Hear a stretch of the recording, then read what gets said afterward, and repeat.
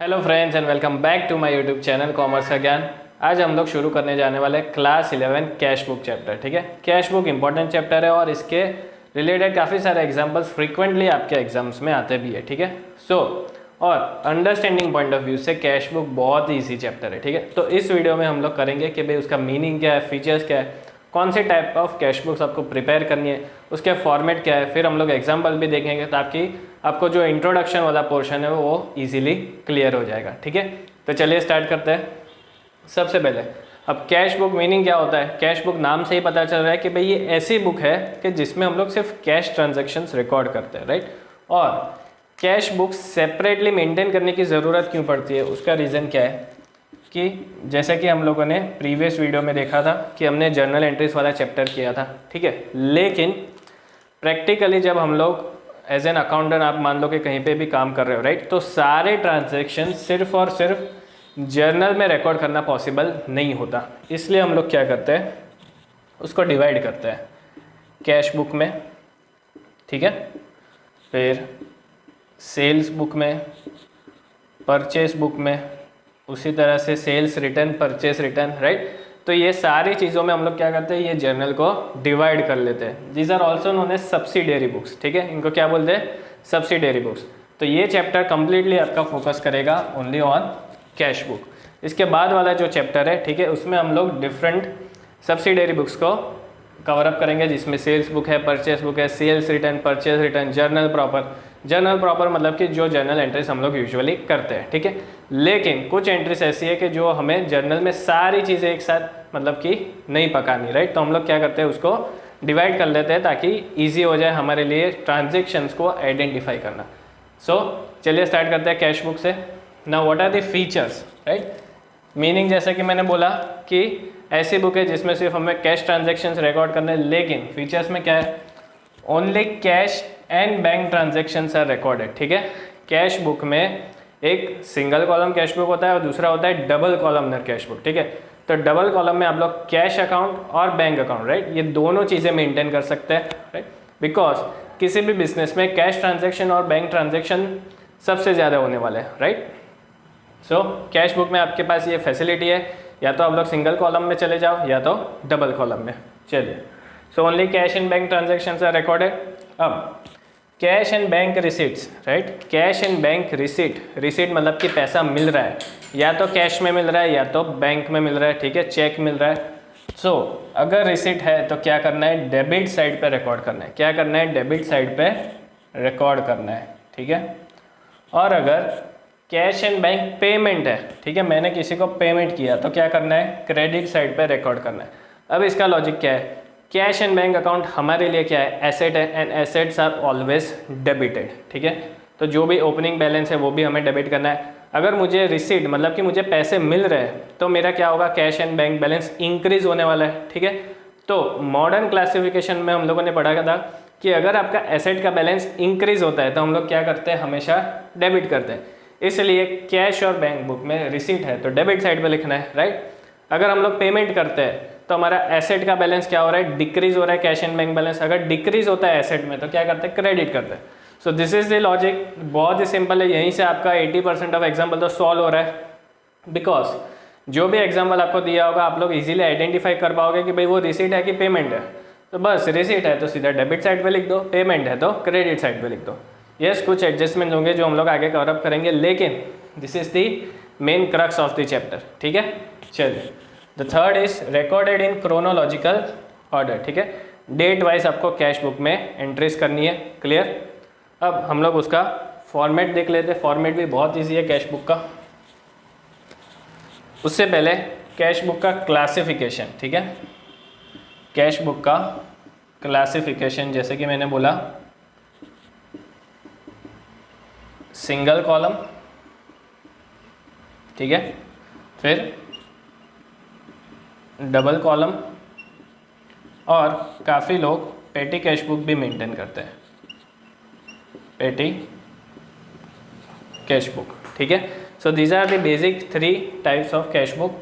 Single column में आपको क्या करना है, सिर्फ कैश कॉलम मेंटेन करना है। डबल कॉलम में क्या करना है, कैश और बैंक दोनों मेंटेन करना है। ठीक है, पेटी कैश बुक में क्या होगा, हमें सिर्फ कैश वाला कॉलम ही मेंटेन करना है, लेकिन पेटी कैश मतलब कि जो रोज़ हर रोज़ पे छोटे मोटे ट्रांजेक्शन होते हैं, ठीक है, उसके लिए हम लोग पेटी कैश बुक अलग से मेंटेन करते हैं, राइट।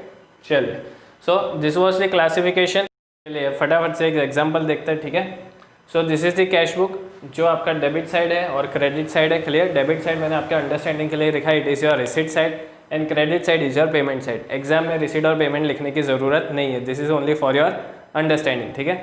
चलिए अब एग्जाम्पल स्टार्ट करते हैं। Mukesh starts a business on 1 April and introduces 50,000 as capital, ठीक है। मुकेश ने बिजनेस स्टार्ट किया, मतलब ये ओनर है, और उसने कैश इंट्रोड्यूस किया अपने बिजनेस में, राइट, एज कैपिटल। अब कैश बुक में भी आपको रिकॉर्ड करने के लिए जर्नल एंट्री पता होनी चाहिए, बिकॉज कैश बुक में जो दूसरे अकाउंट का नाम है, राइट, वो तो हम लोग कैश नहीं लिखने वाले, वो तो कोई और ही अकाउंट होगा, ठीक है। तो इसके लिए जर्नल एंट्री पता होनी चाहिए। जैसे कि ओनर ने बिजनेस स्टार्ट किया तो हम लोग जर्नल एंट्री क्या करते थे, cash account debit to capital account, ठीक है। अब जब उसने बिजनेस स्टार्ट किया, उसने जो कैश इंट्रोड्यूस किया 50,000 रुपीज़, उससे मेरा कैश बैलेंस क्या हो रहा है, इंक्रीज हो रहा है, ठीक है। एसेट है, एसेट इंक्रीज हो रहा है, तो हम लोग हमेशा क्या करते हैं, डेबिट करते हैं। तो डेबिट साइड पर लिखना है, डेट डाल देनी है 1 अप्रैल, और क्या लिखेंगे, टू कैपिटल अकाउंट। क्या लिखेंगे, to capital account, because cash book तो है ही हमारा। So cash account debit to capital account. Amount कितना था, 50,000 rupees.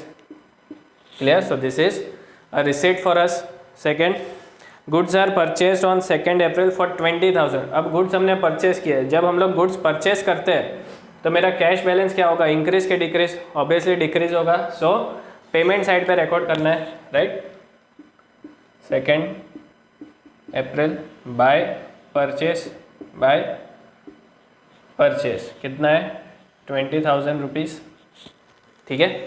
Third is goods are sold in cash for ₹30,000। Goods हमने बेचे, राइट, कैश में हमने सेल किया। तो अगर हम लोग सेल करते हैं, सेल ऑफ गुड्स, तो मेरा कैश बैलेंस क्या होगा, इंक्रीज होगा। तो अगेन रिसीट है मेरे लिए, तो डेबिट साइड पे लिखना है टू सेल्स अकाउंट 10 अप्रैल, ठीक है। कितना अमाउंट था, 30,000 रुपीज़, 30,000 लिख दो। क्लियर। चलिए next, Mukesh withdraw 5,000 for is personal use on 15 अप्रैल। मुकेश ने 5,000 रुपीज़ विड्रॉ किए, लेकिन पर्सनल यूज़ के लिए। पर्सनल यूज़ के जब प्रोपराइटर विड्रॉ करता है, it is always known as drawings. तो हम लोग जर्नल एंट्री क्या करते हैं, ड्राइंग्स को डेबिट करते हैं, right. So drawings account debit to cash account, मतलब कि कैश कम हो रहा है, ड्राइंग्स की वजह से क्या होगा, आपका कैश बैलेंस डिक्रीज होगा। सो पेमेंट साइड पे आएगा वो बाय ड्राइंग्स, ठीक है। इसलिए मैं बोल रहा था कि आपको जर्नल एंट्री पता होनी चाहिए, राइट। यहाँ पे ड्राइंग्स लिखना है, यहाँ पे कौन सा नाम लिखना है वो आप कैसे डिसाइड करोगे, on the basis of journal entry, ठीक है। 15 अप्रैल 5,000 रुपीज़ उसने विड्रॉ की है। चलिए उसके बाद है 2,000 is paid to the printer for printing bills, letter heads, ठीक है। उसका जो भी बिजनेस उसने स्टार्ट किया तो उसको स्टेशनरी चाहिए, राइट, लेटर हेड्स चाहिए। तो वो सारा जो एक्सपेंस किया, राइट, उससे क्या होगा, आपका कैश का बैलेंस अगेन डिक्रीज हो रहा है। जब भी डिक्रीज होता है, पेमेंट हो रहा है, तो क्या करना है, क्रेडिट साइड पे लिखना है। क्लियर। प्रिंटिंग का एक्सपेंस है तो प्रिंटिंग लिख देंगे, बाय प्रिंटिंग सेम डेट, कितना था अमाउंट, 2,000 रुपीज़, ठीक है। चलिए सो 2,000 रुपीज़ यहाँ पे हमने किया। क्लियर। अब इतने ही ट्रांजैक्शन से अब हमें क्या करना है, जैसे हम लोग लेजर का बैलेंसिंग करते थे वैसे ही आपको कैश बुक का भी बैलेंसिंग करना है, ठीक है। और इसका जो भी बैलेंस आएगा, राइट, वो हमें कैरी फॉरवर्ड करना है। क्लियर। सो हमेशा क्या होगा, आपको डेबिट क्रेडिट का कॉलम देख लेना है। कैश बुक में हमेशा डेबिट कॉलम ही ज़्यादा होगा, because cash book can never have credit balance, ठीक है। Cash book can never have credit balance, ठीक है। क्रेडिट साइड हायर नहीं हो सकता, उसका क्रेडिट बैलेंस कभी भी नहीं होगा। क्यों, कैसे, जो ओपनिंग बैलेंस था हमारा, राइट, ये तो 50,000 है, ठीक है। जब हम लोग ये बैलेंसिंग करेंगे तब आपको ये पॉइंट क्लियर होगा। अब देख लो, डेबिट साइड का टोटल हायर है 80,000 रुपीज़। सो जो टोटल हायर है वो हमें दोनों साइड पे लिखना है, राइट। अब बैलेंसिंग करने के लिए मुझे क्रेडिट साइड पे लिखना पड़ेगा, मंथ एंड का डेट लिखना है हमेशा, by balance carried down, by balance carried down. 80,000 है, उसमें से राइट, मतलब कि 80,000 मेरे पास कैश आया, उसमें से मैंने कितना पेमेंट किया, right, this is my receipt, उसमें से मुझे जो भी पेमेंट किया है वो मुझे क्या कर देना है, माइनस कर देना है। सो कितना माइनस होगा, 27,000, right. 80,000 is your total receipt, right, 80,000 is your total receipt, ठीक है, माइनस क्या कर देना है, टोटल पेमेंट, क्रेडिट साइड आपका पेमेंट है, कितना हो रहा है, 27,000, ठीक है। सो इस तरह से हमें क्या करना है, इसको बैलेंस आउट कर देना है, क्लियर। चलिए, so your balance carried down is 53,000 rupees, मतलब कि अभी भी आपके पास कैश बैलेंस कितना है, 53,000 रुपीज़। यही कैश बैलेंस आप लोग कैरी फॉरवर्ड करोगे, ठीक है। ये हमने बैलेंस करने के लिए क्रेडिट साइड पे लिखा है, ठीक है, लेकिन इसका नेचर क्या होगा, debit balance, right, because cash is always having debit balance. जो साइड हायर होता है ना, वही उसका नेचर बन जाता है, ठीक है। इसमें क्या हो रहा है कैश बुक में कि कौन सा टोटल हायर है, डेबिट साइड वाला टोटल हायर है, right. So cash book is having debit balance, ठीक है। हम लोग सिर्फ क्रेडिट साइड को उसको बैलेंस आउट करने के लिए लिखते हैं, क्लियर। लेकिन अगर एग्जाम में पूछा जाए कि भाई इसका बैलेंस का नेचर क्या है, then you have to write it is having debit balance, clear. दूसरा जो मैंने यहाँ पे लिखा था, cash book can never have credit balance, मतलब ऐसा नहीं होगा कि आपका क्रेडिट टोटल हायर है, राइट, और आपको डेबिट साइड पे बैलेंस कैरिड डाउन लिखना पड़े, इट इज़ नॉट पॉसिबल। क्यों, क्योंकि अगर मान लो मेरे पास 5,000 रुपये है, ठीक है, तो मैं मैक्सिमम किसी को कितने दे सकता हूँ, 5,000 रुपीज़। ऐसा तो नहीं होगा कि मैं 5,000 है और किसी को 6,000 का पेमेंट करूँगा, not possible, right. So cash book is always going to have debit balance, clear. So this was an example कि जिसमें आपका फॉर्मेट भी कवर अप हो गया और किस तरह से आपको ट्रांजेक्शन्स रिकॉर्ड करने हैं ये भी आ गया, ठीक है। ये एग्जाम्पल आप लोग नोट कर सकते हैं। चलिए कुछ प्रिकॉशंस देख लेते हैं, right. These are for single column cash book. सबसे पहला, cash account is not open in the ledger, ठीक है। जब हम लोग अब लेजर पोस्टिंग करेंगे तब हमें अलग से कैश अकाउंट ओपन करने की ज़रूरत नहीं है, बिकॉज ऑलरेडी हम लोग कैश बुक मेंटेन कर रहे हैं, ठीक है। तो अगर कैश बुक में मेंटेन कर रहा हूँ तो मुझे वापस से उसका लेजर बनाने की कोई ज़रूरत नहीं है, ठीक है। Second, it does not record non cash transaction. जो भी नॉन कैश ट्रांजेक्शन है वो हमें कैश बुक में रिकॉर्ड ही नहीं करना है, बिकॉज हम लोग सिर्फ कैश बुक बना रहे हैं, ठीक है। तो उसको क्या लेना देना है, सिर्फ कैश रिसिप्ट और कैश पेमेंट से लेना देना है। Other than that transactions are not to be recorded. Second, cheques received और गिवन। जो भी चेक है, चेक मिले या तो हमने किसी को चेक दिया, ये सिंगल कॉलम कैश बुक में हमें रिकॉर्ड नहीं करना है, बिकॉज जब हम लोग डबल कॉलम कैश बुक बनाएंगे तब उसमें बैंकिंग ट्रांजेक्शन्स आएंगे। अगर मैं सिंगल कॉलम कैश बुक बना रहा हूँ तो उसमें सिर्फ कैश ट्रांजैक्शन से ही लेना देना है। थर्ड, कैश डिस्काउंट अलाउड और रिसीव्ड। अगर मुझे कैश डिस्काउंट मिला है, ठीक है, या तो मैंने किसी को कैश डिस्काउंट दिया है, तो ये ट्रांजैक्शंस भी हमें रिकॉर्ड नहीं करना, बिकॉज इसके लिए आपको क्या करना पड़ेगा, जर्नल एंट्री पास करनी पड़ेगी, क्लियर। सो मोरलेस ये जो तीनों ट्रांजैक्शंस है इसके लिए आपको क्या करना है, जर्नल एंट्री पास करना है। And last, cash book will not have a credit balance, ठीक है, बिकॉज जितना मेरे पास कैश है उससे ज़्यादा का मैं पेमेंट नहीं कर सकता।